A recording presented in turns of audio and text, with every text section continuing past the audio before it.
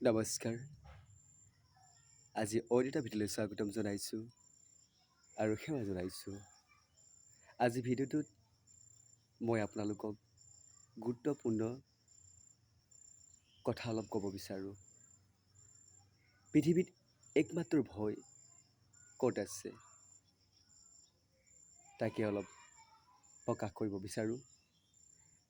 একমাত্ৰ ভয় যে আমাক কাৰোবাক বেয়াকৈ কৈছিলোঁ বা হিংসা কৰিছিলোঁ, বেয়া ভাবিছিলোঁ, এইটো কিন্তু আমাৰ মহাভয়।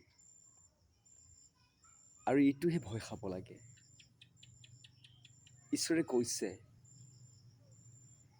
শুনা তোমালোক বাবাহঁত, যে পৃথিৱীত মোৰ যিসকল কাৰো অন্যায় নকৰে, লোকৰ উপকাৰ কৰে, মই সিহঁতৰ লগত সদায় থাকোঁ। মোক তুমি যি নোকোৱা, বেয়াকৈ কোৱা বা ভালকৈ কোৱা, মই তোমাক মাফ কৰি দিওঁ। কিয়? মই সৃষ্টি কৰিছোঁ কাৰণে তুমি মোৰ ভাল হ'লেও সন্তান, বেয়া হ'লেও সন্তান।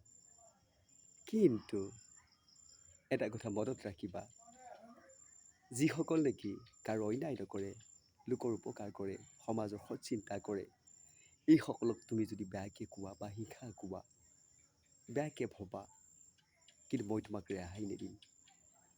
গতিকে অসমবাসীৰ ৰাইজ আৰু বিশ্ববাসী, আমি সেই কথাটোক লৈ ভয় খাব লাগে।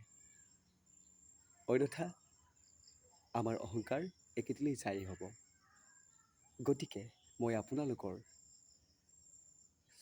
ভগৱানৰ ওচৰত প্ৰাৰ্থনা জনাইছোঁ, আপোনালোক যেন সদায় এই কথাখিনি হৃদয়ত ঈশ্বৰে যেন সুমতি সুজ্ঞান দি আগুৱাই লৈ যায়।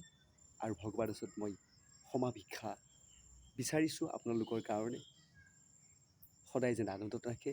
আপোনালোকৰ শান্তি, আমাৰ শান্তি, বিশ্বৰ শান্তি। গতিকে ধন্যবাদ থাকিল আৰু বিদায় লৈছোঁ।